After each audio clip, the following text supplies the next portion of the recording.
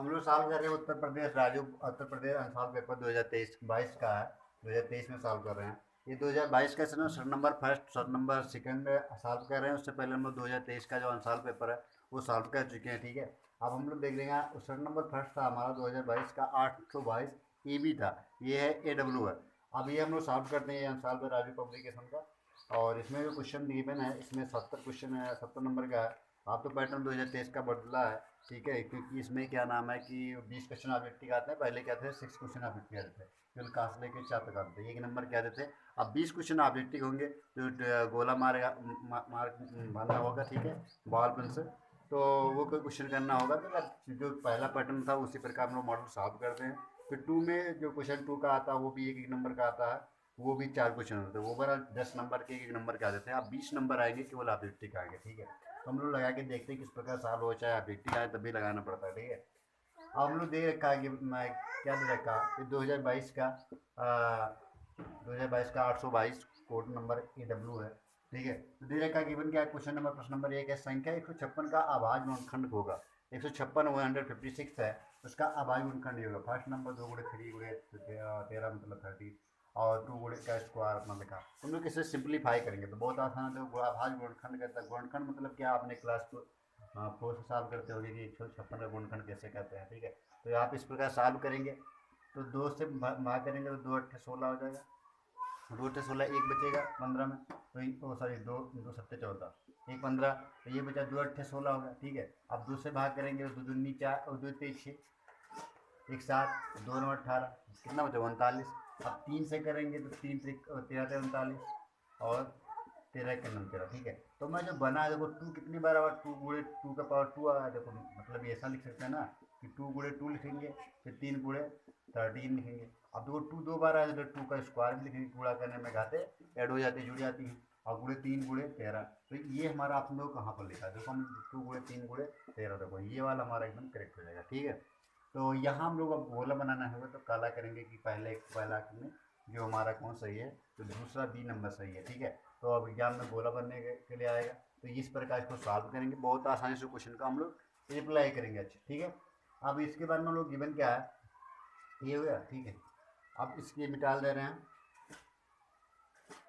अब देखो अगर मान लिया जाए आपको एग्जाम में ना तुक्का लगा करना। देखो मान लो 13, उस तुक्का लगाने की कोई बड़ी बात नहीं क्योंकि इतना आसान क्वेश्चन है। देखो 13 इसमें भी 13 इसमें है और इसमें 11, तो ये कभी नहीं होगा क्योंकि ये पहली बात करना डिस्कॉर्ड में बनाया कि 11 ले क्या है। ठीक है, ठीक है, तो ये यहाँ से मतलब 3 से ज़्यादा संभावना बनती है इसका इसका इसका। ठीक है, वो हिसाब सॉल्व करते हैं 13 26 26 नहीं इतना होगा नहीं, तो इससे सॉल्व कर सकते। तो यहाँ पर मतलब ये तो नहीं हो जाता एकदम, क्योंकि 11 नंबर 3 बार रिपीट हो तो मतलब वही नशा संख्या को नहीं होगी। ठीक है, मतलब ये अब जो गिवन क्या है sec थीटा बराबर 2, तो थीटा किस एंगल का मान होगा कि 2 का मान देता होगा। ठीक है, थीटा अब दूंगा यह पता है थीटा की 30 अंश की मान जो sec की 30 की वैल्यू होती है कि 45 अंश की वैल्यू 2 होती है, कि 60 अंश की 2 होती है, कि 90 अंश की 2 वैल्यू। ठीक है, तो मैं पता है देखो sec थीटा बराबर 2 लिखा है।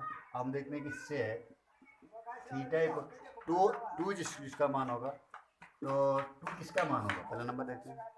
तो 2 में पता है कि देखो साइन साइन 30 की वैल्यू जो होती है, साइन 30 अंश की जो वैल्यू होती है वो कास क्या नाम है का जो साइन 30 की वैल्यू होगी वो साइन 60 अंश का होगा। ठीक है, तो साइन 60 की जो वैल्यू है साइन 60 वो सॉरी वो कॉस जो कॉस यहाँ से क्या होगा साइन 30 की किसकी वैल्यू 2, तो हमें पता है कि साइन सेक की जो वैल्यू होती है वो सही कॉस कॉस जो वैल्यू होगी वही जो कॉस थीटा कॉस अगर देखा जाए तो 30 अंश की जो वैल्यू होगी वो कितना वैल्यू होती है। कॉस 30 की वैल्यू जो होगी वो 1 वो क्या कहते हैं √3/2 होता है ना, √3/2 होता है। ठीक है, और 1/2 किसका होता है 1/2 होगा कॉस 60 अंश का मान होगा। ठीक है, 1/2। अब देखो हमें पता है कॉस 60 होगा तो सेक क्या सेम उल्टा कॉस का उल्टा सेक होता है, तो लिख सकते हैं कितना लेगा 2 लिख सकते हैं कितना लिखता है। ठीक है, तो यहाँ मतलब 60 अंश की जो वैल्यू होगी उस सेक 30 में 60 अंश की जो वैल्यू होगी कितना होगी तो 2 होगी। ठीक है, तो थीटा की एंगल केवल वैल्यू होगी जो 60 की अंश की जो वैल्यू होगी। ठीक है, अब उसके बाद में हम लोग देखते हैं क्या गिवन कैसे देखा है। ये तो तुमको साड़ी पता होगा ना, साड़ी के लोग आते हैं ना वो तो पता होगा ना कि किस प्रकार साड़ी में 30, 45, 60 के 90, 80 क्या क्या होती है, उसी से कंपेयर कर लेंगे कि कौन सी वैल्यू किसकी होती है। ओके, अब ये डाल दे रहे हैं, ठीक है, तो 2 में डाल दे रहे हैं। इसके बाद में देखो ये द्विघात समीकरण दे रखा है 3x² - 12x plus M equal to 0, तो कि मूल बराबर है तो एम का मान होता है। मूल बराबर जब होते हैं, जब मूल बराबर होते हैं तो क्या होता है कंडीशन, मूल बराबर है, बराबर है, तब देखो क्या होता है b² - 4ac इक्वल टू 0। देखो कभी भी किसी का मान अगर पूछेगा तो गारंटी मूल बराबर होगा। अगर ना याद हो तभी तो निकाल सकेंगे, अगर मूल बराबर नहीं हुई तो इक्वल टू नॉट 0 होगा। तो क्योंकि हम बी का मान निकाल सकते हैं कि वो कोई ये के और एम की वैल्यू निकाल सकते नहीं निकाल सकते ना। तो हमेशा याद रखो चाहे ना रखो कि अगर ऐसा है कि अगर किसी का वैल्यू पूछ रहा है ना एग्जाम में, तो क्या करना तुमको, केवल ओनली वन करना है इक्वल टू 0 लेके चलना है। वैसे मूल बराबर तुमको पता हो तो और अच्छी बात है, ठीक है। तो क्या होगा देखो यहाँ से देखो कंपेयर करते हैं, देखो 3x² लिखा क्या है, देखो ये किससे कंपेयर करेंगे, तो करिए ये मूल बराबर के लिए होगा। गिवन क्या 3x² - 12x plus M equal to, हम तुलना कर रहे हैं देखो a² प्लस बी आप x प्लस सी से। तो हमको देखो तुलना करेंगे स्क्वायर वाला स्क्वायर से, तो ये x² इक्वल टू 3x² है, तो यहाँ स्क्वायर कैंसिल, तो ये इक्वल टू क्या मिल जाएगा 3 मिल जाएगा। इसी प्रकार देखो बी आप x इक्वल टू -12 लिखा है, तो बी 12x, तो ये x करेगा तो b बराबर -12 मिल जाएगा। और फिर c इक्वल टू का तुलना कर रहे हैं तो क्या मिल जाएगा, ये मिल जाएगा, ठीक है। तो अब यहाँ से हम लोग सॉल्व करेंगे। b² देखो क्या लिखा है, b² मतलब -12 का होल स्क्वायर लिखा है, -4 गुणे ये की जगह कितना लिखा 3 लिखा, c की जगह कितना लिखा ये लिखा, इक्वल टू 0 लिखा। तो 12 बटे 44 इक्वल टू, अभी 95 का 4 से 12 हो जाएगा ना भाई, और यम हो जाएगा, तो 12 का नंबर 12, 12 बटे 44, इसलिए यम बराबर क्या आएगा 12 ही हो गया, ठीक है। तो यम बराबर क्या होगा हमारा चौथा नंबर 12 होगा। तो हम बता चुके हैं कि मूल बराबर कहे चाहे ना कहेगा तो ठीक है, आपको याद ना हो कि मूल बराबर बराबर बराबर बराबर होंगे तो क्या होगा। आइए ऐसा सोचो कि अगर मूल बराबर मतलब ही बराबर 0 होगा, ठीक है, बराबर ही 0 होगा, ठीक है, तो ये का मान होगा। तो ऐसा बड़े आसान से आप याद कर सकते हैं कि बराबर तो मतलब बराबर ही 0 होगा, तो तभी भी का मान निकाल सकते हैं। तो ये गा नंबर हम लोग सिंप्लीफाई कर चुके हैं, इसे मैं डाल दे रहे हैं। ओके, अगला जो हमारा क्वेश्चन है, अगला क्वेश्चन है, देखिए एक समबाहु त्रिभुज जो देखा है, एक समबाहु त्रिभुज, हमें पता है कि समबाहु त्रिभुज क्या होता है। देखो इससे पहले हम लोग समबाहु त्रिभुज को सॉल्व किए हैं, चाहे सेट नंबर फर्स्ट और सेट नंबर सेकंड अब सॉल्व कर रहे हैं, तो 2023 का मॉडल पेपर हो राजू का, ठीक है, तो वो हम लोग सॉल्व किए। देखो समबाहु त्रिभुज की है जिसकी तीनों भुजा बराबर होती है, समबाहु त्रिभुज कहते हैं। समबाहु त्रिभुज की दो भुजा बराबर होती है, जब दो भुजा बराबर ही, ठीक है, तो इसे हम एक भी सब भुजा विषम हो तो हमको कहते हैं समबाहु त्रिभुज की क्या कहेंगे, समबाहु त्रिभुज कहते हैं। और अगर हम लोग कहते हैं कि समबाहु मतलब जिसकी तीनों भुजा बराबर होती हैं तो समबाहु त्रिभुज कहते हैं। जिसके विषम बाहु त्रिभुज एक होता है जिसकी कोई भुजा बराबर ना हो तो हम लोग विषम बाहु त्रिभुज कहेंगे, ठीक है।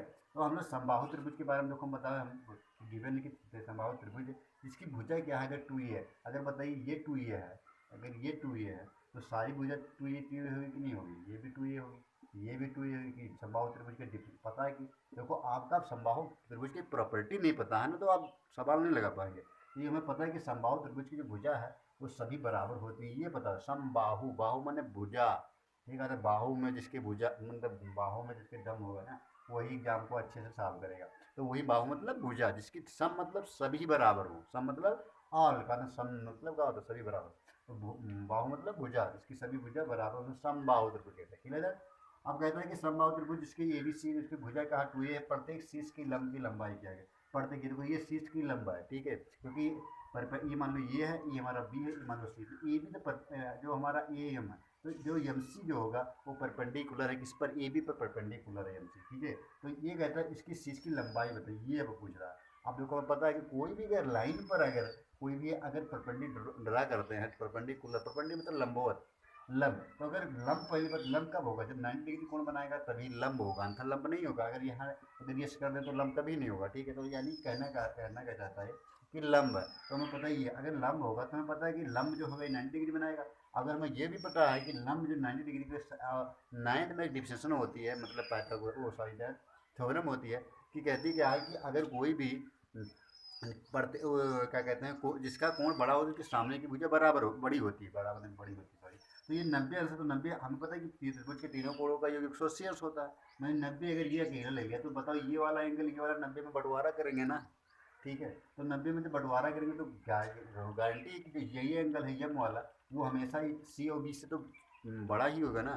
तो ये वाला यम 90 से, तो इसके सामने वाली भी भुजा बड़ी होगी, तो बड़ी होगी, और जो बड़ी भुजा होती है 90 डिग्री बनाती, तो बाय बात है वो आप लोग पढ़ा होगा बढ़िया था कि 90 डिग्री जब बनाता है ट्रिग्नोमेट्री में, तो यहाँ क्या होता है कर्ण होता है, ये क्या होता है लंब होता है, ये क्या होता है आधार होता है, तो हम लोग पता है ना। तो ये चीज़ हम लोग जहाँ अप्लाई करेंगे यही हमको निकालना, मतलब निकालना क्या है, लंब निकाल देते परपेंडिकुलर, क्लियर है। अब यहाँ तो क्या हो सकता है कर्ण का स्क्वायर इक्वल टू लंब का स्क्वायर प्लस आधार के स्क्वायर, ये एक का डिफरेंस याद रखें ना कि लंब बराबर क्या होता है कर्ण में से घटक है, बस इतना केवल ये क्या आपको इसका निकाल रहे हो का पक्षांतर करो मारो चेक कर है भाई, ठीक है। तो यहाँ पे क्या है कर्ण मतलब 2a का स्क्वायर, कर्ण यही 2 है ना। अच्छा देखो ये अगर ये लंब ड्रा कर रहे हैं तो मतलब ये बराबर भुजा में डिवाइड होगा ना, तो ये भी ये होगा ये तभी तो ऊपर 2 ये होगा, क्लियर। तो यानी कि आधार जो हमारा बनेगा कितना बनेगा भाई, आधार बनेगा हमारा ये बनेगा, तो ये के स्क्वायर अब दुन्नी 4 स्क्वायर इक्वल टू ये स्क्वायर, अब 4 स्क्वायर में से इधर लाएंगे तो माइनस ये स्क्वायर इक्वल टू लंब स्क्वायर होगा कि नहीं होगा, ठीक है भाई लंब का स्क्वायर। अब 4 में से 3 ये स्क्वायर इक्वल टू लंब के स्क्वायर। अब लंब बराबर एक देखो इसका सही बहुत खतरनाक काटा, देखो ये अगर लंब बराबर लिखना हो तो क्या लगेगा, ये √3 ये होगा कि नहीं होगा ये स्क्वायर, तो ये √3 तो इसी में होगा, और ये का क्या होगा ये होगा, तो √3 लंब हमारा क्या होगा √3 ये, तो ये पहले कहा यही तो लिखा ना भाई, तो कौन सा सही जाएगा, तीसरा नंबर सही जाएगा, कौन ढाई नंबर का तीसरा नंबर करेक्ट होगा, क्लियर है। तो बहुत आसान क्वेश्चन था, बहुत आसान, वेरी वेरी इजीली क्वेश्चन, अच्छे सॉल्व होगा, ठीक है। अब हम लोग देखो क्वेश्चन नंबर 11 नंबर सॉल्व होगा, क्वेश्चन नंबर 4 नंबर देखते हैं, उसके बाद में 6 क्वेश्चन जो आप देखते होंगे वो समाप्त होते हैं, क्लियर।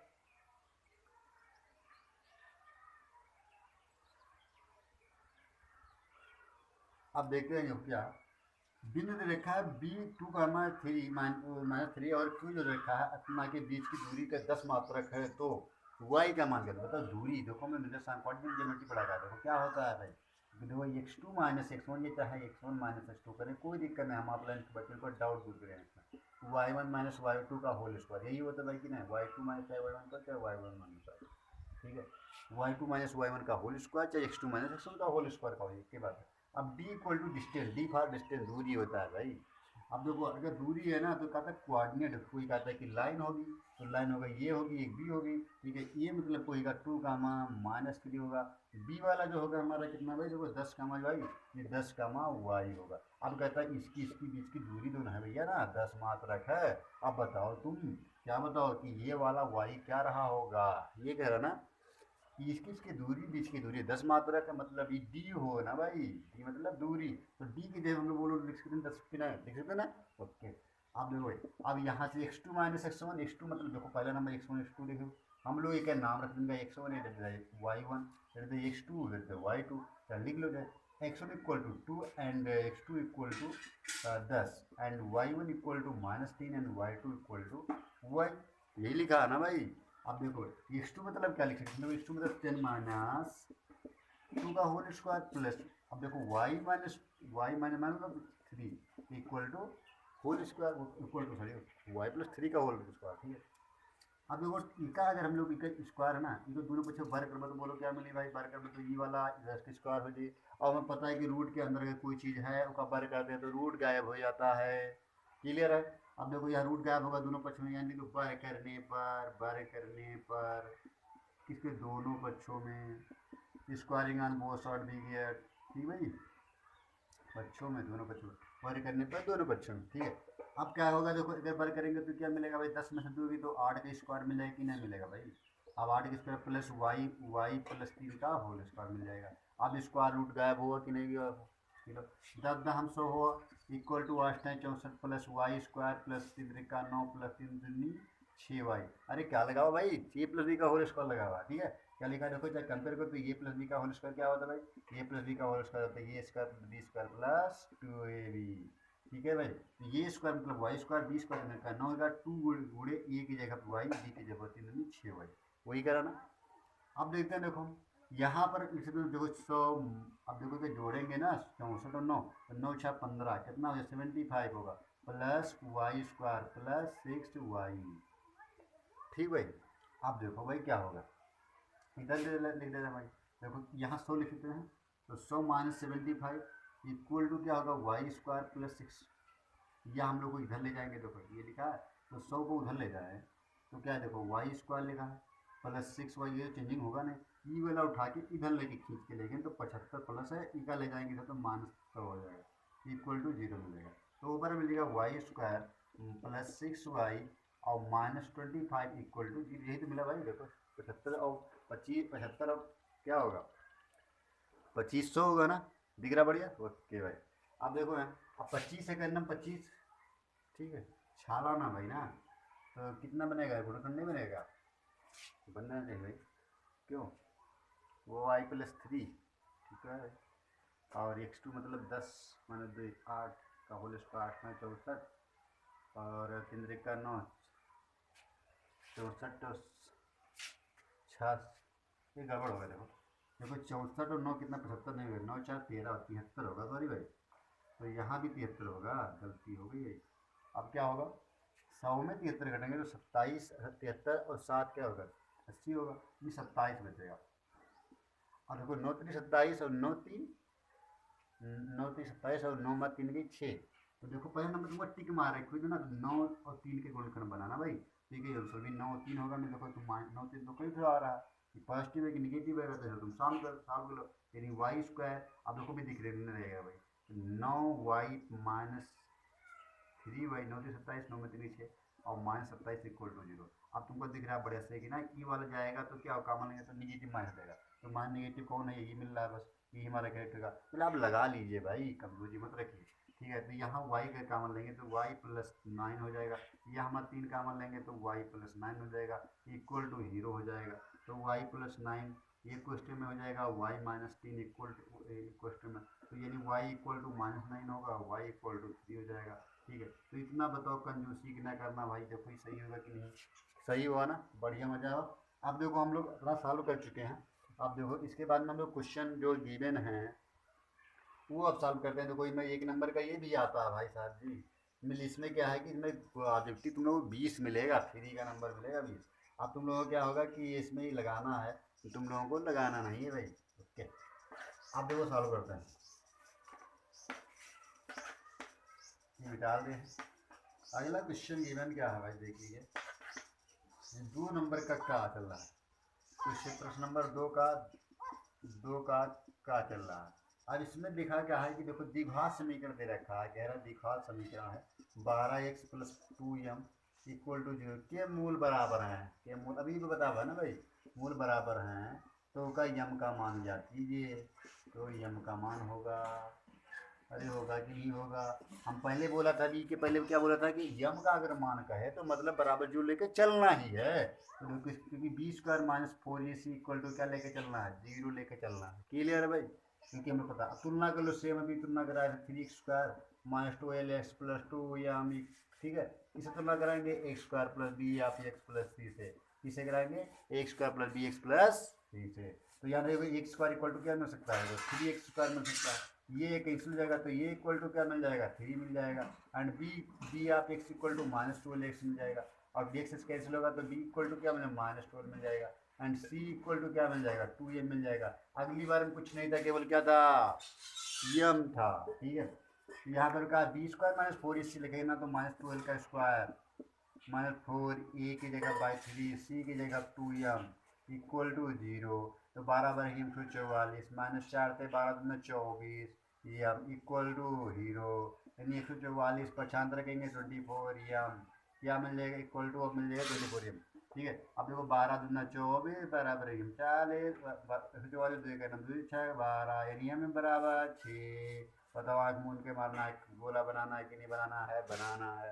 1 नंबर का था कितना आसान था, इससे पहले बताया, ठीक है। अब अगला देखते हैं क्वेश्चन क्या गिवन रखा भाई, खा नंबर देखते हैं क्या है, ठीक है, समझ में आओ। अब इसमें मिटा देते हैं। अब खा नंबर क्वेश्चन में गिवन है, गिवन क्या है खा नंबर, ठीक है। अब cos square 67 minus sine square 23 का मान होगा, ठीक है। देखो भैया लगाना है इसको, क्या करना है, याद कीजिए। अब तुम लोगों का क्या है, गोला बनाना है, किससे, बॉल पेन से, डॉट पेन से, कैसे है, ठीक है। अब क्या है, जो cos square 67 minus sine square 23। अभी कभी भी रिश्ता देखो ना, तो कॉस साइन बड़े बड़े लंबे रिश्तेदार बनाना तो बनाओ, तो भाई ये इनके रिश्तेदार है, ये इनके रिश्तेदार है, बहुत सारे रिश्तेदार है, ठीक है। तो क्या देखो, देखो 67 कौन दिख रहा है, 23 दिख रहा है। तो हमेशा अगर एक दूसरे के देखो कास हो और साइन हो ना भाई, तो क्या होगा, देखो ये लिखा है क्या है, देखो देख सॉल्व कर लें, ठीक है। कॉस और साइन लिखा, तो देखो लिख सकते हो, कॉस स्क्वायर 67 लिखा ना, तो हम लोग क्या लिख सकते हैं, देखो यहाँ प्लस तो नहीं है होना चाहिए, माइनस प्लस होना चाहिए, माइनस होता क्या। चलो हम भी तभी सॉल्व करें, चाहे माइनस हो चाहे प्लस हो, ठीक है। 2 का खा 0, ठीक है। अब देखो भाई, पी लिखा है, देखो का स्क्वायर लिखा ना, का स्क्वायर 67 को हम लिख सकते हैं, तो साइन में बनाना पड़ेगा भाई। तो साइन में बनाने के लिए क्या करेंगे, देखो पहला नंबर है, ठीक भाई।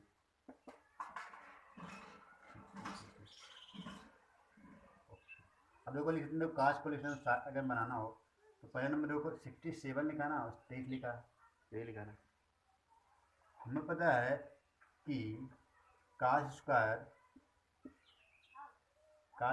देखो क्या लिख सकते हैं, कॉस ये स्क्वायर माइनस बी स्क्वायर का क्या होता है फार्मूला, ए प्लस माइनस, तो कॉस सॉरी ये प्लस बी एंड ये माइनस बी होता है कि नहीं होता भाई, होता है ना, ये होता है। अच्छे अगर माइनस देखो तो आँखी मूंद के मारो, एक में प्लस गोली मारो, एक में माइनस गोली मारो, मैं मारो जरूर गोली, ठीक है। तो ये देखो एक जो इस में कास 67 प्लस साइन 23, एक में प्लस गोली मारा, अब इसी दूसरे में कौन मारेगा गोली, माइनस वाली गोली मारेगा, तो कास 67 माइनस साइन 23 मिलेगा कि नहीं मिलेगा भाई। देखो एक में पॉजिटिव गोली मारना है, एक में निगेटिव गोली मारना है, मार दिए गोली। अब देखो भाई, अब हमें देखो क्या करना है, देखो कॉस, अब इसको बना रहे क्या रहे हैं, देखो भाई ठीक, कॉस 67 लिखा है, ठीक है। कॉस 67 लिखा, तो कॉस को हम लिख सकते हैं आप 67 और 23 लिखा, तो हम लोग 9 इसको लिख सकते हैं, देखो कास साइन साइन साइन 90 माइनस 20, तो 67 लिख सकते हैं ना भाई, ये लिख सकते हैं ना, ओ सॉरी 23, अगर 30 घटाएंगे ना तभी तो ये बचेगा, 67 बचेगा ना, क्यों। देखो इस प्रकार से 11 नंबर सवाल हो जाएगा, देखो मैं इससे नहीं ऐसा करते हैं, ये ऐसा रहने दीजिए, ठीक है।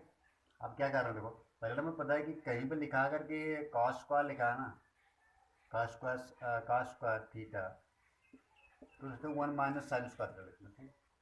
चाहे साइन स्क्वायर को 1 माइनस कॉस स्क्वायर लिख सकते हैं, ठीक है। तो वही अप्लाई करते हैं, तो यहाँ 1 माइनस साइन स्क्वायर 67 लिखते हैं इसको पूरेगा, फिर माइनस साइन स्क्वायर 30 भी लिख सकते हैं, ठीक।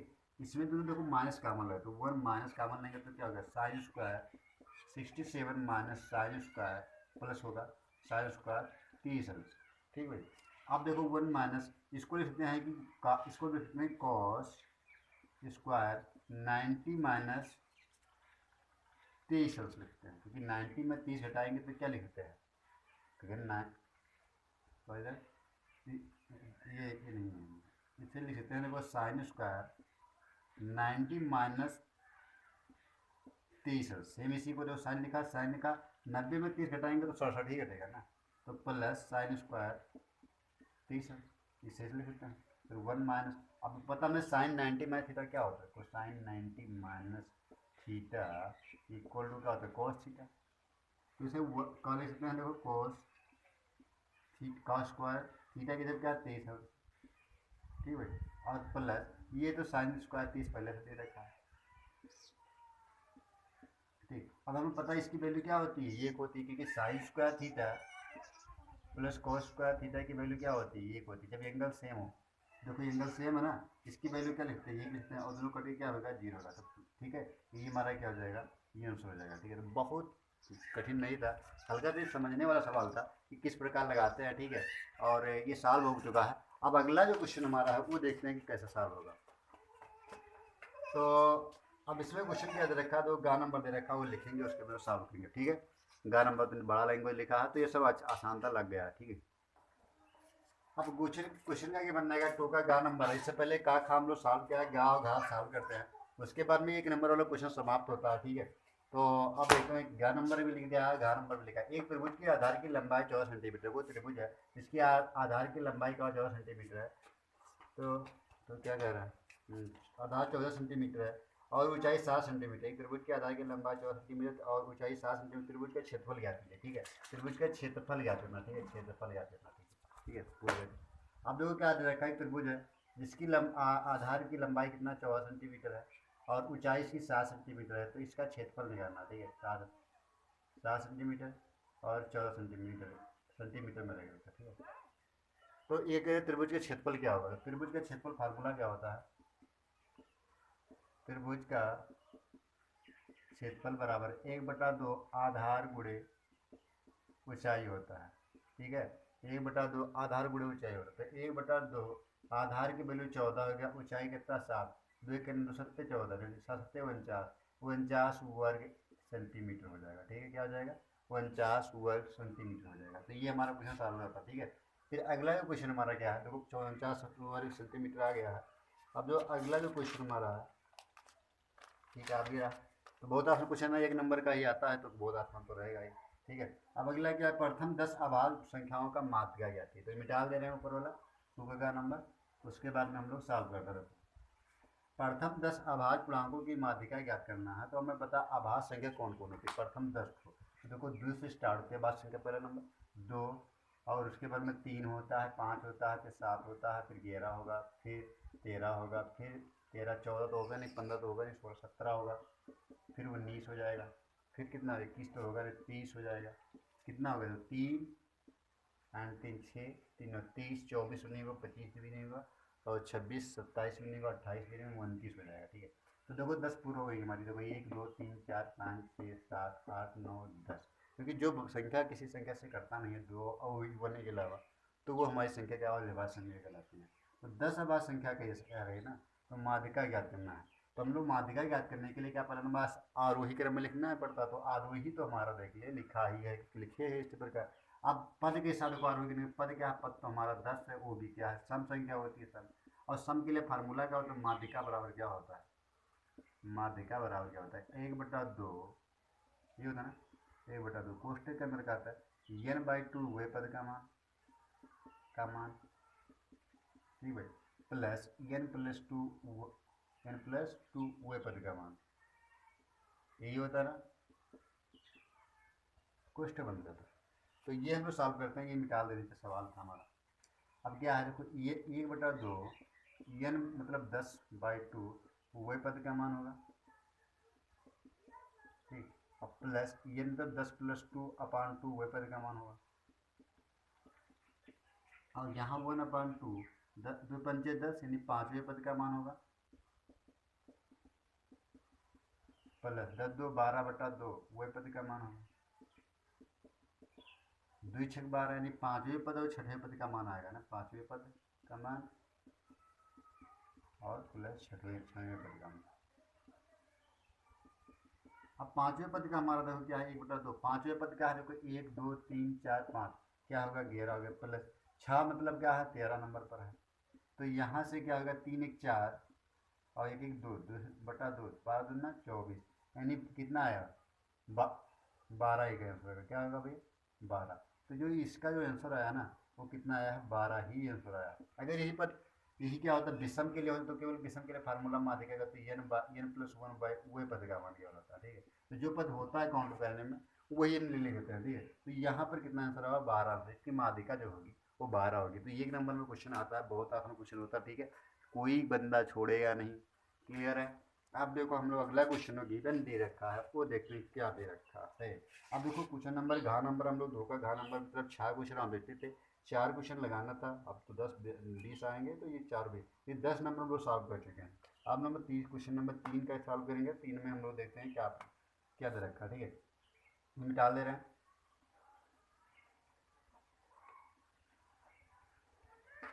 अब देखो क्वेश्चन नंबर 3 क्या दे रखा है, प्रश्न नंबर 3 का क्या दे रखा है। अब 2 नंबर के स्टार्ट होगा, देखो संख्या दे रखी है, 26 दे रखी संख्या, और कह रहा है कि 91 दे रखी है। आभाज्य गुणनखंड विधि से बताना है, संख्या दे रखी है, क्या है संख्या है, आभाज्य गुणनखंड विधि से बताना है, ठीक है। गुणनखंड, तो HCF और हमको भाजन से और LCM भी ज्ञात करना, ठीक है। ठीक, तो अब देखो LCM और HCF ज्ञात करने के लिए हमें पता है आवाज गुणनखंड जैसे बताना, तो हम लोग देखो ये आवाज गुणनखंड निकालने के लिए क्या होगा, देखो गुणनखंड करना पड़ेगा। तो पहले का जो 26 है तो गुणनखंड करते हैं, फिर 26 से पहले हम लोग जो सेट नंबर फर्स्ट और 2023 का और क्या नाम है सेट नंबर फर्स्ट बताए ये बी वाले, वो हम लोग सॉल्व किए इसी प्रकार से।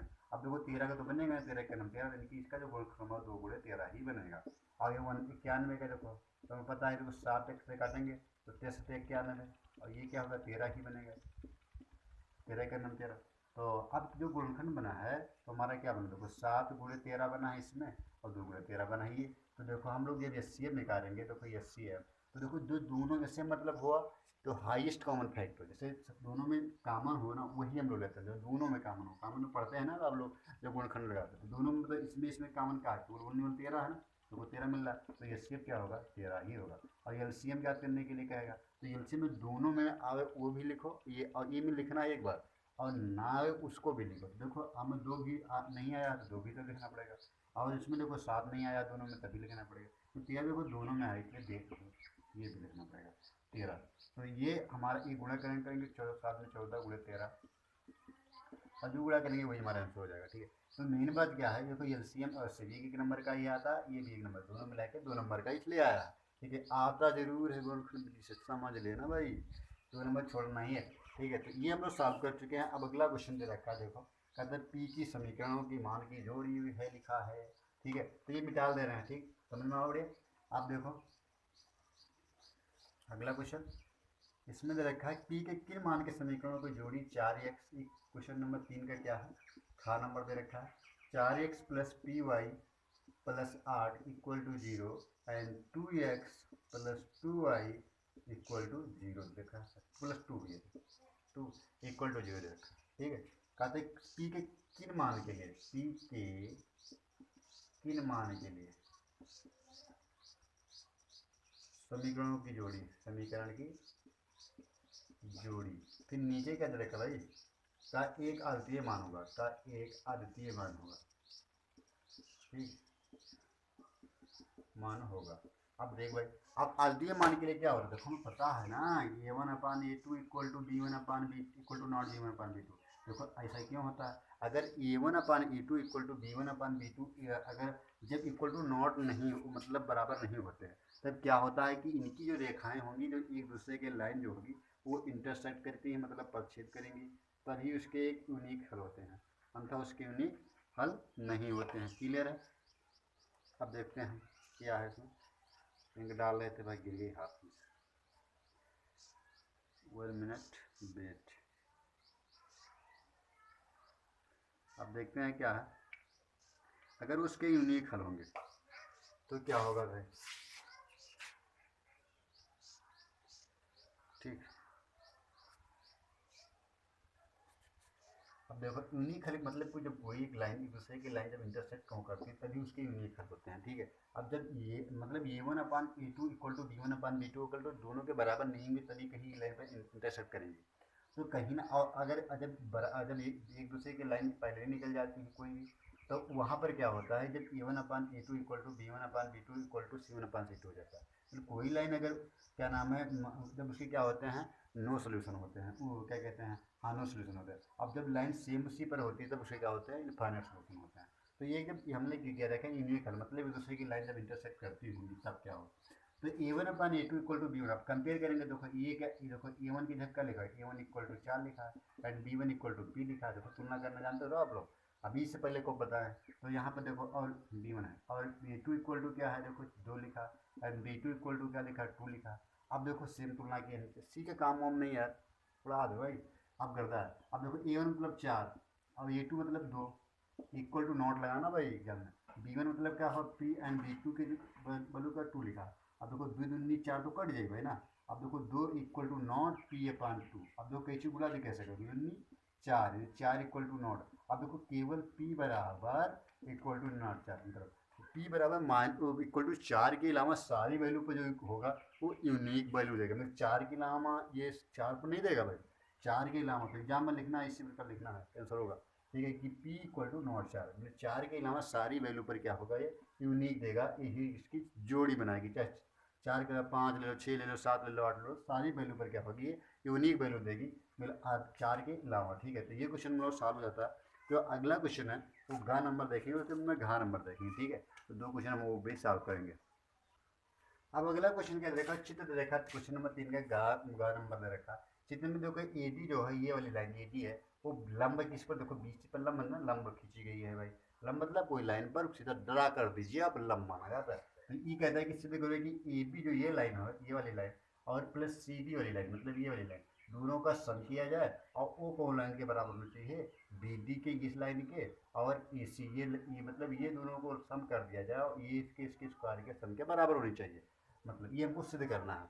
तो अगर हमें पता है कि वहीं पर अगर लंब डाला था तो कितने डिग्री बनाती है, 90 डिग्री बनाती है। तो मतलब ये बना दिए थे 90 डिग्री ना।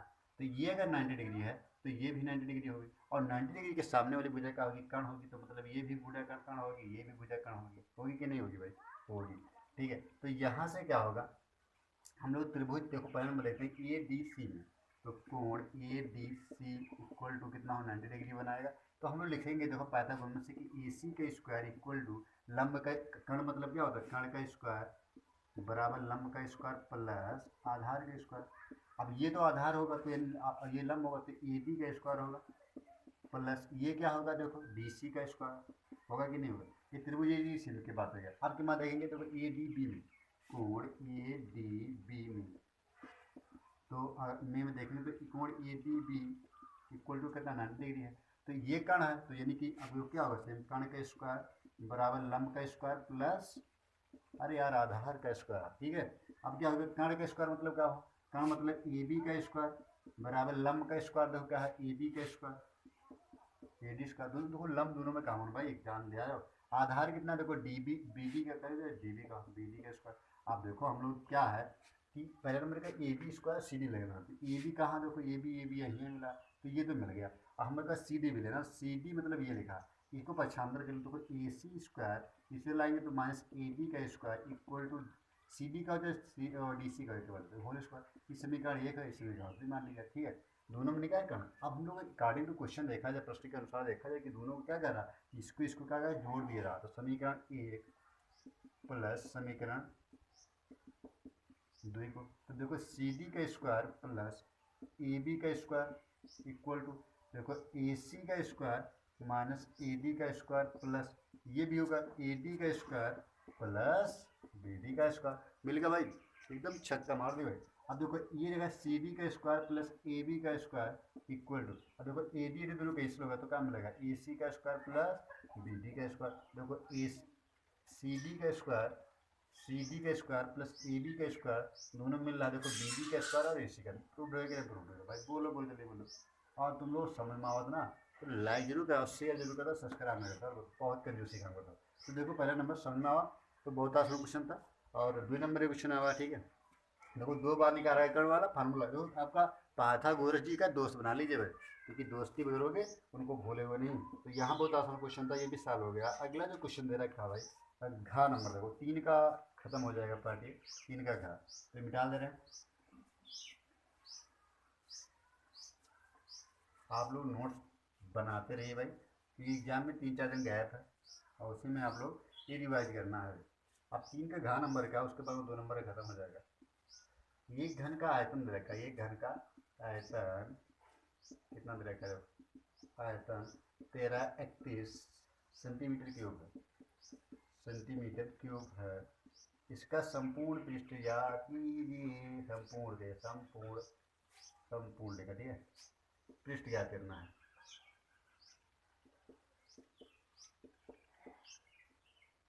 याद कीजिए, आप देखो भाई, अगर संपूर्ण पृष्ठ ज्ञात करने के लिए घन पता है कि जिसकी सभी भुजा बराबर हो जाए उसे हम लोग क्या कहते हैं, घन कहते हैं।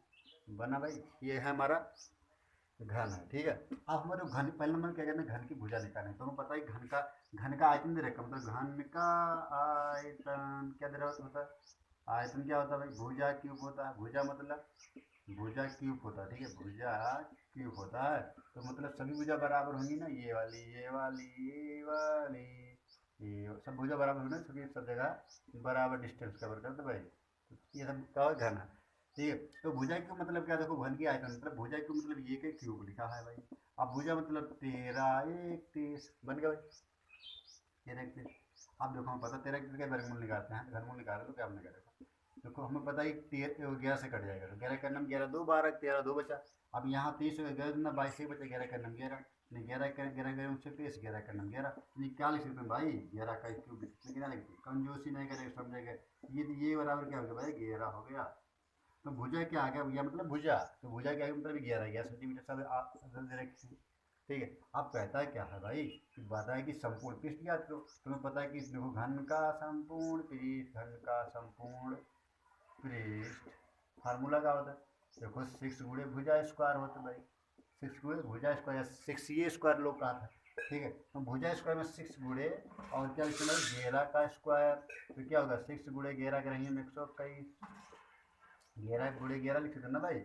अब देखो 6 गुणे 11 ग्राम 121 और 6 से गुणा करो, 6 का नाम 6 दूनी 12, 6 का नाम 6 7, 700 सेंटीमीटर वर्ग सेंटीमीटर हो जाएगा, क्या होगा भाई वर्ग सेंटीमीटर। कितना आसान भाई, देखो कितना है, देखो घन का संपूर्ण पृष्ठ का हुआ 726 सेंटीमीटर स्क्वायर वर्ग सेंटीमीटर, और आयतन क्या दे रखा था इसका 1331 सेंटीमीटर क्यूब। तो बहुत आसान क्वेश्चन था, ठीक है। तो हम लोग ये सॉल्व भी कर चुके हैं, अब क्वेश्चन नंबर 4 के आते हैं। और 4 के उसके बाद में 4 का हम लोग का सॉल्व करेंगे, खा सॉल्व करेंगे और गा सॉल्व करेंगे, घा सॉल्व करेंगे। उसके बाद में हम लोग 5 में आएंगे, 4 नंबर में लेंगे, ठीक है। 4 नंबर भी 2 नंबर उड़ा रहे हैं, ठीक है। एक ही रन दौड़ देते हैं ना, दौड़ के 2 रन लेते हैं, वही वाला रन है। तो यहाँ से हम लोग सॉल्व कर चुके हैं। अब अगला क्वेश्चन हम लोग देखेंगे, क्वेश्चन नंबर 4 का। ओके, ये मिटा दे रहे हैं।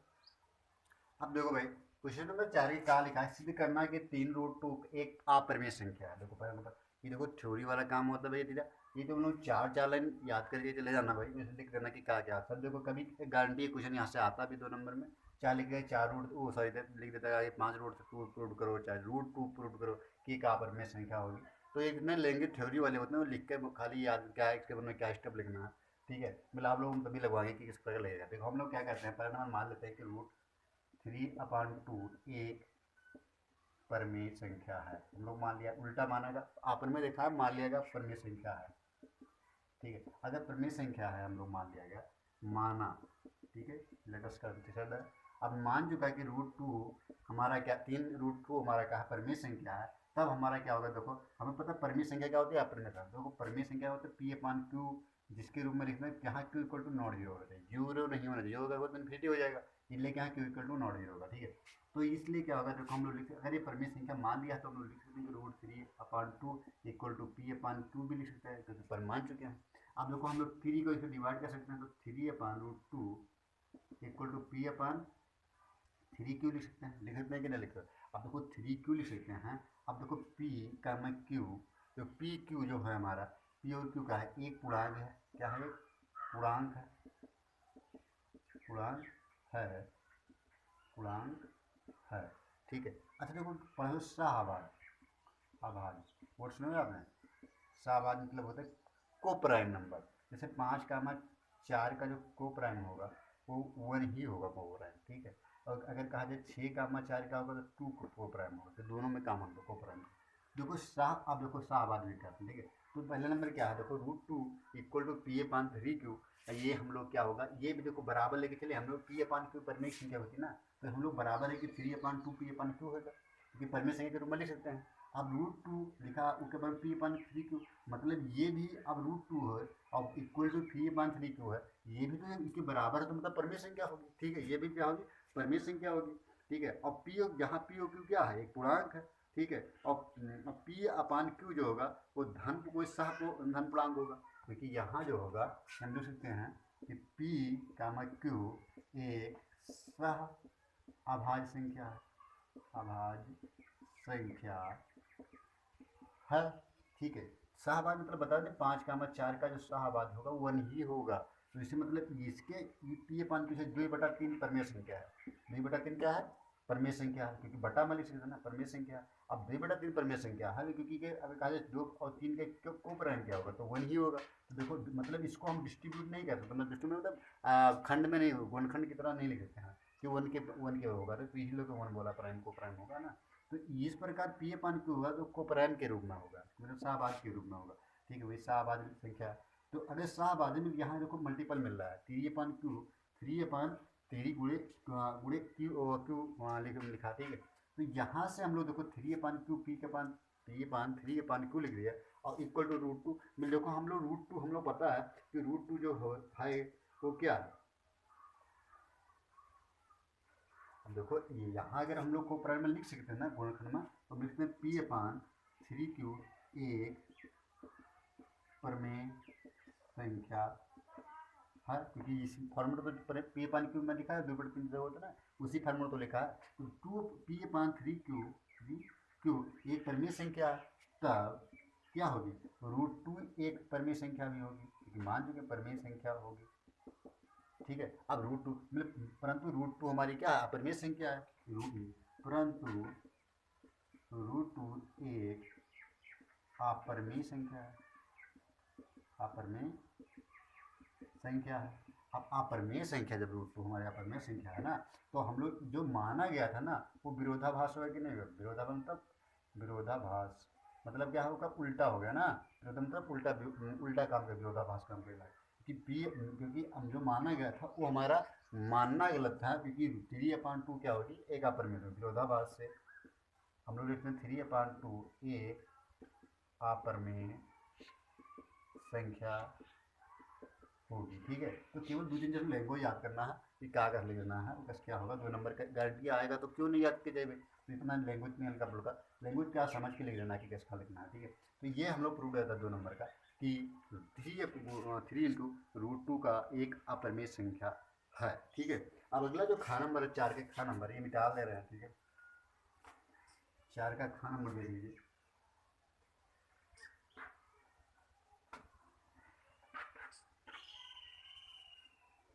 4 का खा नंबर तो क्या लिखा है, कहता है कि यदि tan A = cot B सिद्ध करना हमको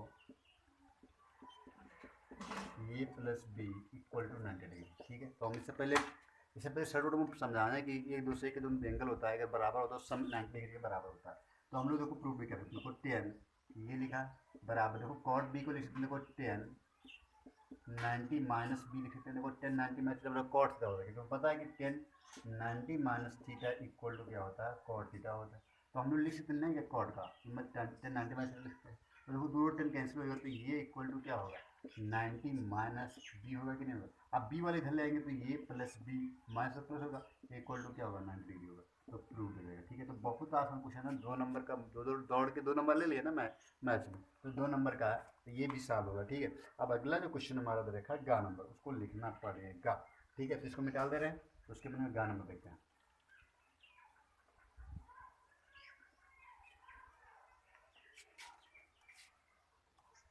अब वो अगला क्वेश्चन हमारा क्या है, क्वेश्चन नंबर 4 के याद रखा, 6 मीटर लंबाई वाले एक ऊर्ध्वाधर स्तंभ है। देखो 6 मीटर की लंबाई है भाई, कितने मीटर का है, 6 मीटर की लंबाई है। ठीक है, और एक ऊर्ध्वाधर की छाया की लंबाई एक 6 मीटर। ठीक है, ये लिखा है एक 6 मीटर लंबाई वाले एक ऊर्ध्वाधर स्तंभ, भूमि की छाया 4 मीटर। 6 मीटर लंबाई वाले ऊर्ध्वाधर स्तंभ, 6 मीटर ये देखा, ऊर्ध्वाधर मतलब ऊंचाई वाला, और 4 मीटर का कह रहा भैया, 4 मीटर की छाया है इसकी, क्या है, 4 मीटर की इसकी छाया, 6 मीटर ऊर्ध्वाधर स्तंभ की भूमि, 6 मीटर ये होगा ना, एक ये हैगा, एक बी हैगा, एक सी हैगा, स्तंभ, इसकी छाया क्या है, 4 मीटर है, इसकी छाया 4 मीटर, जबकि उसी समय उसी टाइम का देखो टाइम एंगल जो बनाता होगा वो सेम बनाएगा। देखो इधर यहाँ पर थीटा उठा दे रखा है ना, तो केवल इसको त्रिभुज और बनाओ, क्योंकि ये किसका बना जाएगा भाई, ये त्रिभुज, इसी समय मतलब थीटा ही एंगल बनाएगा। ठीक है, उसी समय अगर उसी समय थीटा एक जो त्रिभुज बनेगा अलग तरीका अलग बनेगा। ठीक है, ध्यान देना। तो उसी समय एक मीनार की छाया 28 मीटर है, मीनार की छाया ये होती है ना 28 मीटर हो जाती है, और मीनार की ऊंचाई मतलब हम लोग एच पूछ रहा है। तो पहला नंबर क्या है, इसको P एंड Q और R, देखो ये कहा त्रिभुज से सवाल पूछता है, ना कि ऊंचाई दूरी से सवाल पूछता है, ये ध्यान देना। ये एंगल देखो दोनों सेम है, और तब तुमको उसी समय के इस्तेमाल करें, तो समय तो ऊंचाई दूरी का मान नहीं दे रखा है, क्योंकि नहीं तो एंगल डिस्कस किया है कि 30 अंश की 45 अंश। तो आप 2 त्रिभुज बनाइए, यहाँ पर क्या वो लगाएंगे त्रिभुज का जो थेल्सफॉर्म में लगाती है ना, वो भी इस्तेमाल करना है। तो यहाँ पर थीटा, ये थीटा एंगल, ये भी थीटा एंगल है। अब थीटा एंगल बराबर हो गया तो थेल्स प्रमेय से क्या कहते हैं कि जो भुजा का अनुपात इसका भुजा का अनुपात इसकी भुजा के अनुपात के बराबर होता है। थेल्स प्रमेय का तो वही अप्लाई करना है। तो हम लोग लिख सकते हैं कि पी क्यू अपान, तो ये भुजा होगा इसके भुजा के अनुपात होगा तो ए बी के बराबर होगा, और जो ये भुजा होगी मतलब पी क्यू आर लिखा तो आर क्यू लिखेगा, आर क्यू जो होगा, ठीक है, पी क्यू लिखा है और ये किसके भुजा के बराबर होगा, बी सी के बराबर होगा, ठीक है, बी सी के बराबर। अब सभी कर देते थेल्स प्रमेय से का, थेल्स प्रमेय से कि ये एंगल बराबर है, ये एंगल बराबर, दो एंगल बराबर हो गए, ठीक है। अगर ये एंगल तो थीटा वाला एंगल, तो एंगल बराबर है। दूसरे थेल्स प्रमेय से भी हम लोग लिख सकते हैं, थेल्स प्रमेय से का इतने अनुपात लिखते हैं और इतने अनुपात लिखते हैं। तो हम लोग पी क्यू, अब पी क्यू की वैल्यू करना 28 ले लेते हैं, अपन ए बी की वैल्यू कितने के 4 दे रखे हैं। अब देखो ये वैल्यू कितना है एच, अब इसकी वैल्यू कितना अनुपात है 6, 2 दूनी 4, 2 तेईस 6, तो अब देखो क्या मिलेगा, 2 का 14 28, अब देखो 14 इक्वल टू एच अपान 3, कैंची गुणा कर लीजिए, ठीक है। तो 14 42, एच इक्वल टू क्या है 42 मीटर हो जाएगा, 42 मीटर। तो हम लोग का आंसर होगा। तो इससे पहले हम लोग कई सवाल लगवा होगा, सेट नंबर 2 में भी लगवा होगा, सेट नंबर 1 में भी शायद लगवा होगा। मैं 2023 का मॉडल वाले में 2022 वाले में ही सेट नंबर 30। तो देखो ये वाला हम लोग सॉल्व कर चुके हैं अच्छे से। जो अगला क्वेश्चन इसमें दे रखा है वो सॉल्व देखो, जो क्वेश्चन नंबर घ नंबर दे रखा है, देखो घ नंबर दे रखा है 7.6 सेंटीमीटर लंबक रेखा खंड खींचिए। अब देखो 7 सेंटीमीटर देखो ये पटल को लेकर 7.6 पानी की रेखा खींचेगा, तो 2:3 में डिवाइड करवा था, ठीक है, 2:3 में डिवाइड करना है, तो उनके भागों की माप करना। अब बताओ तुम लोग क्या वो ये डिस्टेंस कवर करना, उसके बाद में उनको नापना है, नाप के बाद में जितने बचा 2:3 में, और उसके बाद में भुजा जो कट करती है उनको भुजा की माप क्या करना है, ठीक है। तो देखो तुम लोग ये सवाल लगा लेना, फिलहाल के लिए अगर नहीं लगा पाते तो लोग कमेंट में जरूर बताओ, तो हम लगवा देंगे, ठीक है। फिलहाल क्या ऑफलाइन क्लास में जरूर बच्चों को पढ़ाएंगे, ठीक है। अब क्वेश्चन नंबर हम लोग 5 में पहुँच जाते हैं, का, खा और गा और घा, ठीक है। तो क्वेश्चन नंबर 5 के का देखते हैं क्या है, ठीक है, ये मिटा दे रहे हैं।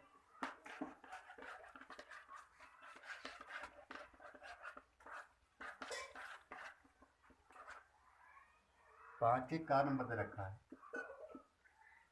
का में दे रखा है ऐसे दो कर्मागत हैं, ऐसे दो कर्मागत विषम धनात्मक, देखो विषम धनात्मक पूर्णांक ज्ञात करना है, ठीक है। क्या करना है, पूर्णांक ज्ञात कीजिए, जिनके वर्गों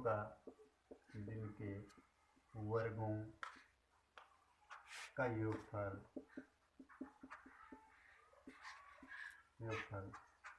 290 है, 90 हो। अब बताओ 4 नंबर चौका लगने लगा यहाँ से, ठीक है। तो देखो कह रहे हैं कि इसे दो कर्मागत विषम धनात्मक पूर्णांक ज्ञात करना जिनके वर्गों का योगफल 290 है। तो जैसे कर्मागत क्रम के अनुसार आगे बढ़ना, कर्मागत कहलाता है, विषम कह रहा है। अगर मान लिया माना पहली विषम धनात्मक संख्या इक्वल टू क्या मान लिया है, एक माना, क्या माना एक। अब हम पता है कि विषम अगर एक है तो दूसरा 2 होगा, 3 होगी, तीसरे 2 होती है ना कर्मागत के साथ।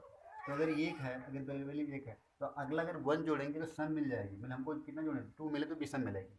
दूसरी जो होगी दूसरी विषम धनात्मक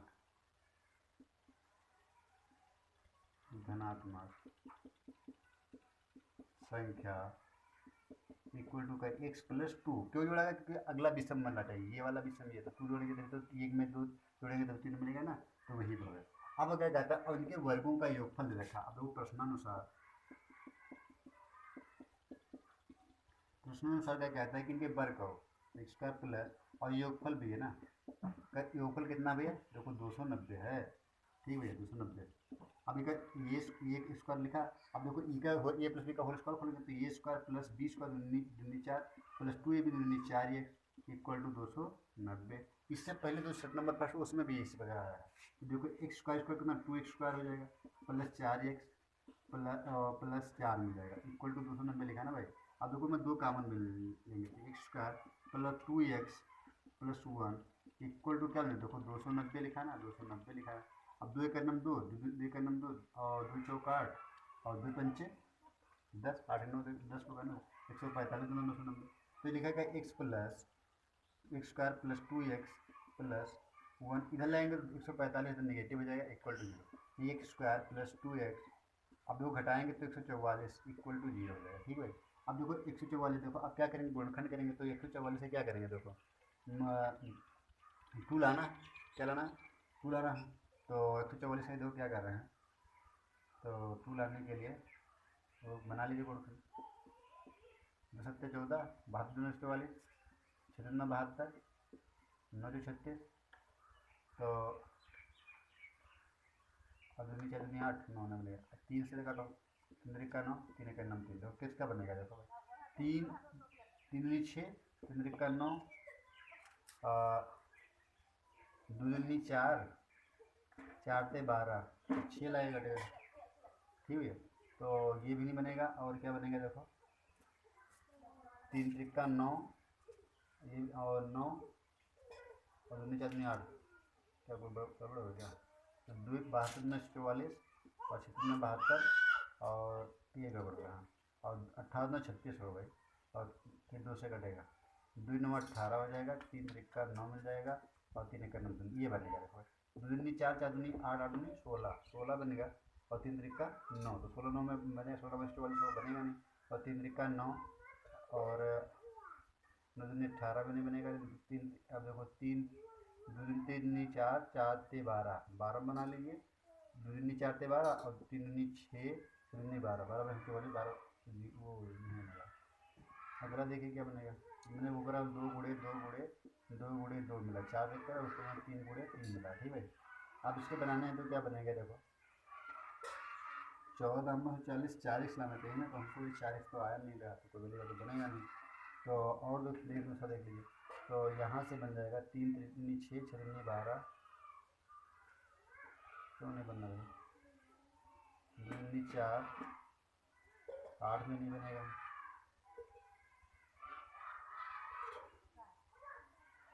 और सही लिखा ना, A square plus B square 4 plus 2 A B 4 X plus 90, सही है, 2 एक्स स्क्वायर होगा प्लस 4 एक्स मिला प्लस 4 मिला, यहाँ सारी गलती है, यहाँ 2 होगा, देखो 2 कॉमन लिया ना तो कितना बनना रहेगा, देखो 2 कॉमन लिया तो एक्स स्क्वायर बना 2 एक्स, 2 4 एक्स में 2 मिलेगा, 1 नहीं मिलेगा, कोई 4 थोड़ी कॉमन लिया, तो 2 होगा, तो यहाँ कितना हो जाएगा, यहाँ 2 हो जाएगा, 145 सेम रहेगा, और यहाँ घटाएंगे तो 145 143 होगा। ठीक है, 143 45 क्यों, और इक्वल टू 0 होगा। तो अगला क्वेश्चन देखते हैं हम लोग क्या है, अब हम लोग देखते हैं, देखो अब गुणनखंड बनाएंगे तो 143 से करने में कितना होगा, 143 करने में 143, अब ये देखो 11 गुणे 13 बन जाएगा, तो इक्वल टू कितना 143 से बनेगा, और 13 में से क्या नाम है 11 जाएगा, तो कितना हो जाएगा 2 ही मिलेगा, तो बन जाएगा ना X square plus 13 X plus 11 X minus 11 X minus 45 equal to 0, यहाँ से एक्स कॉमन लेंगे तो एक्स प्लस 13 मिल जाएगा, यहाँ से तो कॉमन लेंगे ना, तो माइनस 11 कॉमन लेंगे तो एक्स प्लस 13 ही मिलेगा इक्वल टू 0, यहाँ से मिल जाएगा हमको, देखो एक क्वेश्चन में एक्स प्लस 13 मिलेगा, एक क्वेश्चन में एक्स माइनस 11 मिलेगा इक्वल टू 0, यानी एक्स बराबर देखकर लिखें माइनस 13, तो निगेटिव नंबर हाथ में लिखा है ना रहा, तो एक्स बराबर 11, नेगेटिव होगा 11 वाला ही मिलेंगे। ठीक है, तो जो प्रथम विषम संख्या जो होगी वो 11 आ गई, और दूसरे में क्या होगा 11 प्लस 2 कितना मिल जाएगा भाई 13 मिलेगा, तो पहला नंबर क्या आंसर 11 और 13, इसका क्या हो जाएगा आंसर, ये 4 नंबर का आता है भाई, तो ये साल होगा। ठीक है, तो ये दो क्रमांक विषम संख्या वाला हम लोग सॉल्व कर चुके हैं। अगला जो क्वेश्चन हमारा है जो आप देखेंगे 5 का खा नंबर देखेंगे। ठीक है, तो पहला नंबर क्या है, क्वेश्चन हमारा गिवन क्या देखेंगे, निकाल दे रहे हैं भाई। ठीक है, बहुत आसान है, 4 नंबर का, इसमें सभी खंड करना अनिवार्य होता है बेटे। अब खा नंबर क्या है वो देखते हैं। ठीक,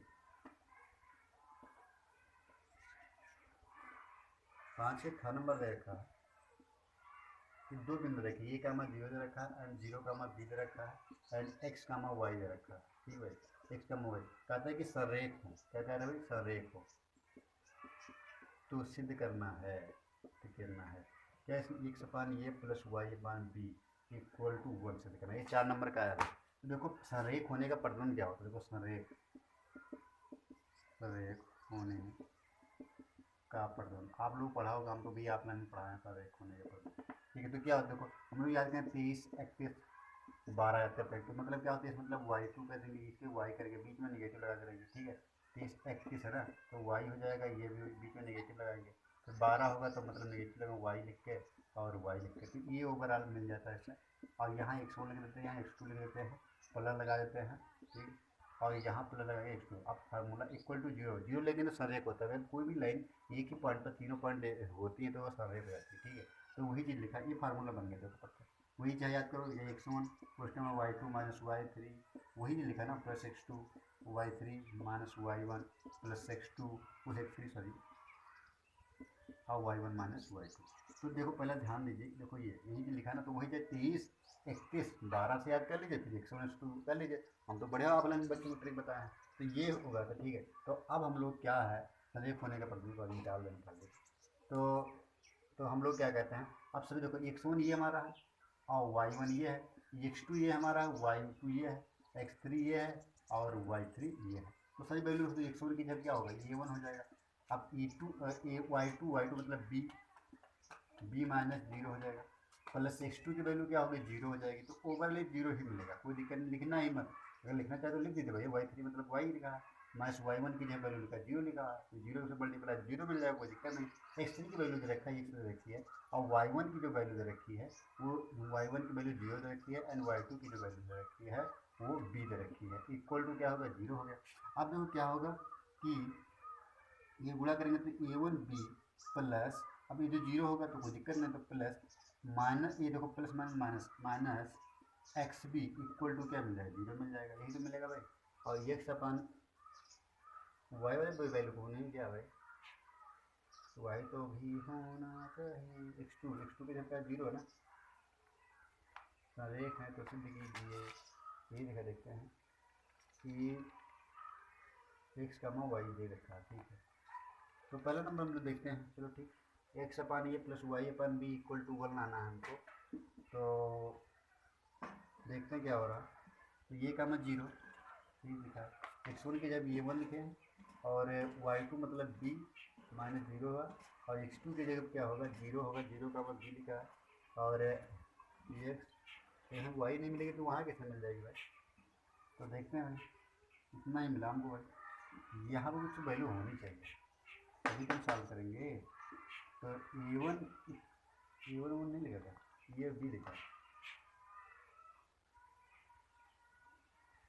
लिख लीजिए, ये लिखा है ना, देखा कि गुणा करें तो b x plus a y equal to a b कुछ आना चाहिए लाइन ए बी, तभी हम इसको कर सकते हैं ना।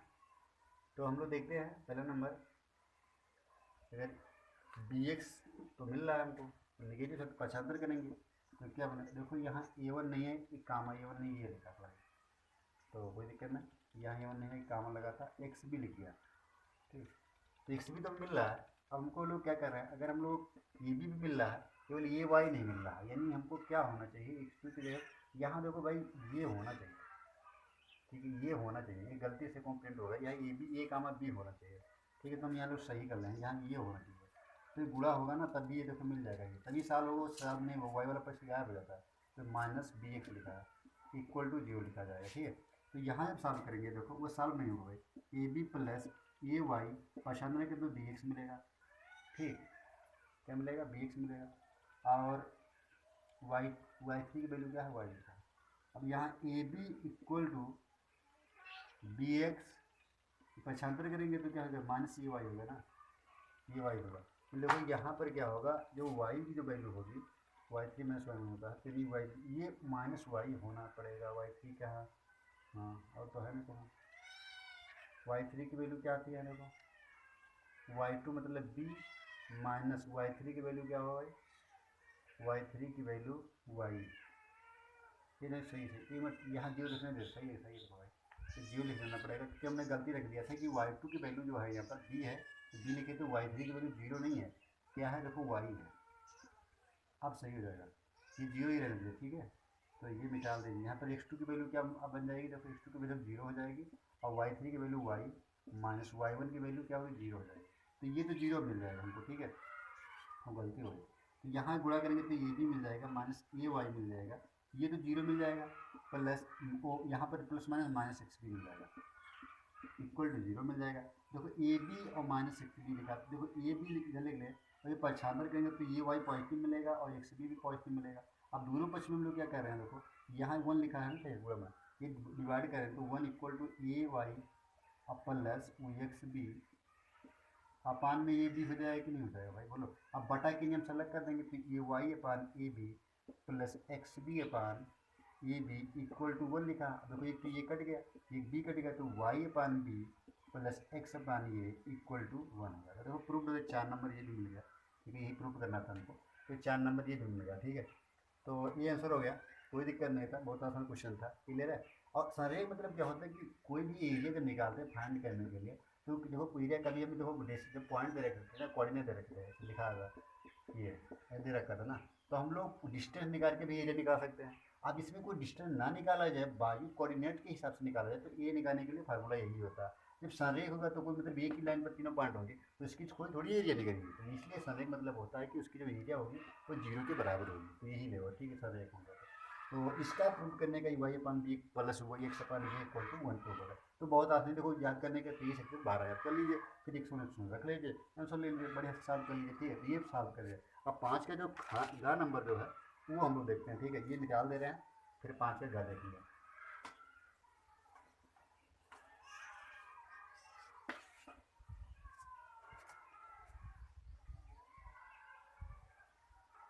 तो क्वेश्चन का ये बंदे की एक लंबी सम का दे रखे कि त्रिज्या की ऊंचाई 13 सेंटीमीटर दे रखा, 13 सेंटीमीटर है। सम को हमें पता है किस प्रकार होता है ना, ये मेरा होता है जो करके टोपी आपने तो देखी होगी। तो त्रिज्या की ऊंचाई में 13 सेंटीमीटर दे रखा। अब कहते हैं संपूर्ण पृष्ठ का क्षेत्रफल 90 पाई। तो देखो सम का संपूर्ण पृष्ठ इक्वल टू क्या होता है, देखो पाई आर एच प्लस आर होता है। इधर रखा कितना 90 पाई इधर रखा है, 90 pi equal to pi r h plus r. ठीक, अब यहाँ से तो मिल जाएगा 90 पाई, पाई पाई तो कैसे ले जाएगा, और 90 इक्वल टू क्या हो जाएगा आर एच।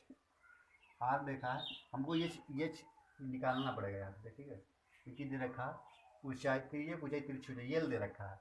आर हमको ये पता है ना, ये, और एच हमको नहीं पता है यहाँ से कि एच हमारा क्या होगा। तो अगर हम लोग देखते हैं तो यहाँ से अगर एच प्लस आर होता संपूर्ण पृष्ठ, तो ठीक ओके। अब देखो 13, अगर हम लोग एच बराबर लिखना होगा तो क्या होगा, वही 90 डिग्री पाइथागोरस प्रमेय से, तो एच बराबर लिखेंगे तो कर्ण माइनस 13 माइनस ये रूट गायब हो जाएगा, और प्लस आर वो माइनस आर स्क्वायर होगा, तो कर्ण में से घटेगा ना आधा स्क्वायर। अब हम लोग अगर एच की जब वैल्यू लिखा जाए, एच स्क्वायर लिखा ना, अगर क्या नाम है लिखे, ठीक तो ये करना, अगर हम लोग सॉल्व करें और ठीक एच प्लस आर यही होता है सम का संपूर्ण पृष्ठ ना। एक मिनट देख लेते हैं, सम का संपूर्ण पृष्ठ यही होता है शायद, शायद सम का एच प्लस आर नहीं होता, एल प्लस आर होता, एल प्लस आर होता है, यहाँ यही होगा। ठीक है, कितना बड़ा सवाल दे रहा है, तो ये यहाँ से बैठे हैं। तो यहाँ पाई आर एल की वैल्यू कितना दोगे, एल की वैल्यू 13 देगा, तो ये एल ये हो रहा ना, तो ये बताइए, तो 13 प्लस आर ये होगा, 9 पाई पे कट जाएगा, तो यहाँ से मिल जाएगा हमको 13 आर प्लस आर स्क्वायर, यानी r square plus 13 r minus 90 equal to 0। ठीक है, अब 90 का गुणनखंड करेंगे तो 90 का नाम 90, और क्या बने 15 छक्का 90, 15 भाई 90 क्या क्या बनेगा देखो, 45 90 एंड 3 से कटेगा 15 से 45 एंड 3 से कटेगा 3 से 15, तो 3 त्रिका 9 और 9 दूनी 18 पंजे 90, 18 में 5 कितना बचे भाई 13 5 18 ना, तो यही बन जाएगा। तो r square plus 18 r minus 5 r और माइनस 90 इक्वल टू 0। तो यहाँ आर कामन ले लेंगे, तो यहाँ आर प्लस 18 हो जाएगा, और क्या इसे 5 कामन लेंगे तो कितना होगा आर प्लस 18 हो जाएगा। ठीक सेम माइनस वो 5 कामन लेंगे तो आर प्लस 18 इक्वल टू 0 मिल जाएगा, और आर प्लस 18 और एक क्वेश्चन में आर माइनस 5 इक्वल टू 0, यानी इक्वल आर बराबर क्या हो जाए 5 लेंगे, और निगेटिव तो लेंगे नहीं, आर बराबर माइनस 18 ये तो लेंगे नहीं, तो आर बराबर 5 आएगा। ठीक है, तो हमको त्रिज्या आधार की त्रिज्या, तो आधार की त्रिज्या जो क्या हो जाएगी, आधार की त्रिज्या जो हो जाएगी त्रिज्या इक्वल टू कितना होगा भाई 5 होगा, और तो नेगेटिव है, तो किसमें इसमें आंसर जो आ रहा है देख रहे हो क्या आ रहा है। ठीक है, 5 का ग नंबर है 5 सेंटीमीटर। ठीक है, ठीक 5 सेंटीमीटर तो आ गया, ठीक है। तो बहुत अच्छा क्वेश्चन है। देखो संपूर्ण पृष्ठ जो पाई आर यल प्लस आर होता है, एच प्लस आर होता है, यल प्लस आर होता है। तो यहाँ पाई एच केवल यल की वैल्यू रखेंगे, गुणनखंड कर लें। बहुत आसान, जो 4 नंबर फ्री का मिल रहा है भाई देखो। तो 4 नंबर यहाँ से सॉल्व हो जाएगा। और जो लास्ट क्वेश्चन नंबर है, घ नंबर है, वो हमारा माध्य के पर है, वो भी सॉल्व करेंगे। उसके बाद में हम लोग क्वेश्चन नंबर 6 से जो अगले पार्ट में बना देंगे, और 6 से जितने सवाल हैं, ठीक है, हमको पढ़ाने के लिए लेट भी हो रहा है। तो यहाँ हम लिखते हैं क्वेश्चन नंबर 5 का घ नंबर, ठीक है, इसको मिटा दे रहे हैं। अब क्वेश्चन नंबर 5 के घ नंबर पे देखा कि दैनिक व्यय जो देखा रुपए में 100 से लेकर 150, 150 से लेकर 200, 200 से 250 एंड 250 से लेकर 300, 300 से लेकर 350 देखा। फिर कहते हैं 4 है, 5 है, 12, 2 है, 2 रेखा है, ठीक है। तो ये लिखा निम्नलिखित सारणी के मोहल्ले के 25 परिवारों 25 रेखा भोजन के लिए दैनिक व्यय के लिए साथ ही उपयुक्त विधिदार भोजन पर हुआ दैनिक माध्य व्यय क्या है। देखो हम लोग पता है लिखते क्या है, देखो दैनिक व्यय रुपये में लिख देते हैं। देखो 150, 100 से लेके क्या है 150 एंड 150 लेके क्या है 200 एंड 200 से लेके 50 क्या है 250 एंड 250 से लेके कितना है 300 एंड 300 लेके क्या है 350 एंड 350 तक किया है, ठीक है। तो अब देखो हम लोग क्या है, ये वर्ग अंतराल दे रखा। अब ये जो बारंबारता पारिवारिक मतलब का बारंबारता दे रखा है, ठीक है। ये इतनी बीच में इतनी के व्यय है, तो पहले के देखो 4 है, इसे या 5 नोट करते हैं, ठीक है। 4 है, 5 है, फिर 12 है, और फिर 2 है, फिर 2 है। अब देखो समेसन या फाई कर रहा है, लिखा क्वेश्चन में देखा कि 25 जोड़ेंगे तो भी 25 आएगा। अब हम लोग मध्य बिंदु निकालते हैं, उससे हम लोग क्या कहते हैं एक्साई कहते हैं। मध्य बिंदु निकालेंगे तो मध्य बिंदु को एक्साई कहते हैं, ठीक है। तो मध्य बिंदु निकालने के लिए क्या होगा देखते हैं। 50 पर इंट्रोल देखो, अगर 100 में हम देंगे 250 और 250 को 2 से भाग करेंगे तो मध्य बिंदु निकालने क्या होता है 150, और इससे जोड़ेंगे तो 250 हो जाएगा, और 250 को 2 से भाग करते हैं तो 125 हो जाएगा। तो 125 यहाँ से मध्य बिंदु निकल आएगा पहले का। इसी प्रकार 50 बच गया तो 50 हमें जोड़ देंगे तो 175 हो जाएगा। 150 225 मिल जाएगा, और 225 75 करना है 275 हो जाएगा, और 275 में 25 जोड़ेंगे तो 325 हो जाएगा मध्य। अब देखो, आप इसमें मध्य निकालने के लिए 3 विधि होती है, ठीक है। मतलब आप हम देखो सबसे फर्स्ट प्रत्यक्ष विधि है वही इस्तेमाल करते हैं। आप कोई भी विधि लगाएंगे, लोग विधि जो 3 विधि है, तीनों विधि में कोई लगाएंगे तभी समांतर मान जो सेम आएगा, ठीक है, जो विधि लगाएंगे। तो और ना कोई दे रखा है कंडीशन दे रखा है कि आप कौन सा विधि लगाएंगे, ठीक है। तो अब पहला नंबर क्या है कि हम लोग देखो अब जिसे अब क्या निकालते हैं, फाइव इंटू एक्साई निकालते हैं, क्योंकि फार्मूला में क्या होता है समांतर मार्ग बराबर होता है, या मार्ग बराबर समझो क्या होता है summation F I into x I upon summation F I होता है, ठीक है। तो वही अप्लाई करेंगे। तो एफ आई इंटू एक्स आई निकालने के लिए इसका क्या गुणा कर लेंगे। 125 चौक के देखो 4 5 4 पंचे 20 के जीरो से लाइए, और 4 दूनी 8, 8 2 10 के जीरो से लाइए, और 4 एक नम 4, और 4 एक नम 4 1 5 500 हो जाएगा। अब देखो 125 हम 25 के 5 से 2 बन जाएगा, और 5 7 35 36 37 37 के 7 से लाई 3, और 5 एक नम 5 5 3 8 875 हो जाएगा। अब ये 12 से मल्टीप्लाई करें तो 225 को हम लोग 12 से मल्टीप्लाई कर रहे हैं। 12 पंचे 60 के 0 असलाई 6, और 12 12 में 24 24 24, और 36 के 0 सिलाई का नाम है 3, और 12 में 24 24 3 27 27 हो जाएगा। अब 275 को हम लोग 200 से गुणा करेंगे तो क्या हो जाएगा, जब 275 को हम लोग 2 से करेंगे तो 5 10 की जो फर्स्ट लाइए को 2 7 14 15 के 5 लाइए, और 2 कर 2 नहीं 4 550, और 325 दुना करना 600, और 650 हो ना 25 में 50, और 3 650, ठीक। अब हम लोग क्या करते हैं समेसन या फाई इंटू एक्स आई निकालेंगे, क्योंकि इससे इस्तेमाल आता है। तो ये जोड़ेंगे तो कितना हो जाएगा देखो 2700, पहले बड़ा अंक वाले 4 अंक वाले लेते हैं, फिर 875, फिर 500, फिर कितना हो गया 550, फिर 650, इसको जोड़ लेते हैं तो ये जीरो हो जाएगा 5 सही 5 दिए लास्ट में, तो 5। अब देखो 5 5 10 10 10 5 10 5 15 15 2 17 17 के 7 सिलाई 1 तीसरे नंबर वाले में देखो आप जोड़ेंगे, देखो 5 5 5 10 10 पर 15 एक 16 16 16 16 और 8 16 4 20 4 24 24 एक 25 जुड़ जाएगा 25 5 30 2 32 के 2 सिलाई 3, और 3 आएगा मतलब 3 2 5, तो यानी मिल गया देखो 52 275।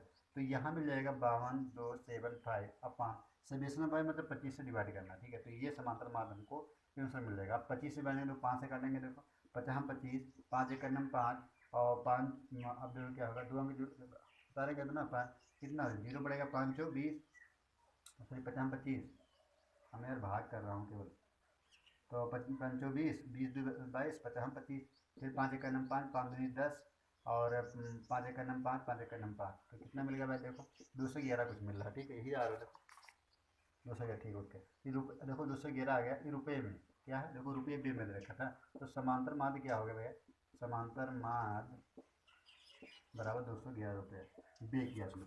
तो ये देखो हम लोग सॉल्व कर चुके हैं क्वेश्चन नंबर 5 का घा नंबर सॉल्व कर। 6 में जितने क्वेश्चन हैं, मैं 4 क्वेश्चन 4 4 नंबर के आते हैं, ये भी सॉल्व करेंगे। 7 में जितने हैं तो ये अगले पार्ट में बना दूंगा 822 EFW का। ठीक है, मिला भाई हमको पढ़ाने में लेट हो रहा है फिलहाल के लिए ऑफलाइन क्लास, तो यहाँ तक हम लोग सॉल्व किए हैं, और हो सकता था आज पूरा करा देते हैं, देर हो रहा है। ठीक है, क्योंकि टाइम हमारा ओवर हो रहा है काफ़ी, तो ये मिटा दे रहे हैं। ठीक है, अब अगले दिन नेक्स्ट दिन मिलेंगे। ओके।